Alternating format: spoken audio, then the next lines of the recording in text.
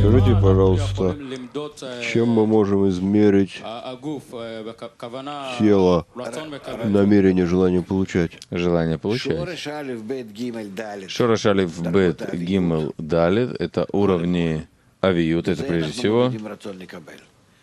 Этим мы измеряем желание получать. Больше этого нет. Потом я могу измерить, кроме этой ступени авиюта, относительно цветов, относительно экранов, я могу поделить свое желание получать на 125 ступеней. Затем я могу также сказать, что желание получать в своем определенном авиюте относительно определенного наслаждения. Но желание получать, вначале у него нет никакого наслаждения, ничего, он не знает чего. Я хочу насладиться.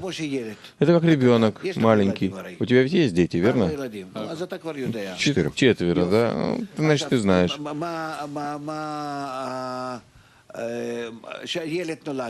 Когда ребенок рождается, он знает что-то? Нет. К чему ты приучил своих детей?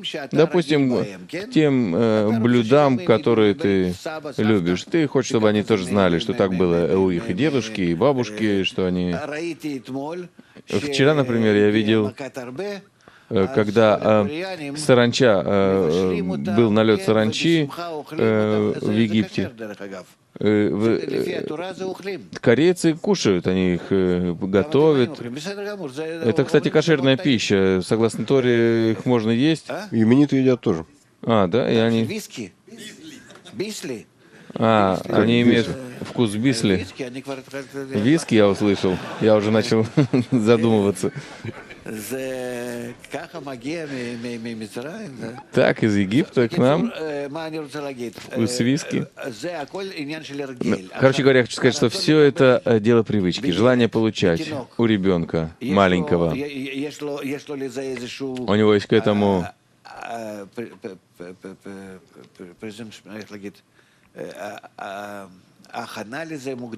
какие-то задатки для этого, что он именно к этому чувствительный, он именно это любит или хочет. Нет?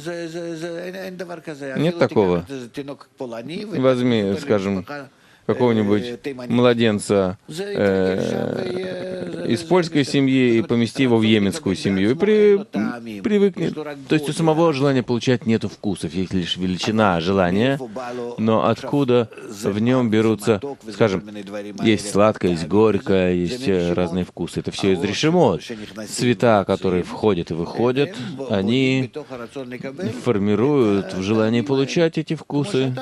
Так же, как и ты тоже кладешь себе в рот и начинаешь пробовать.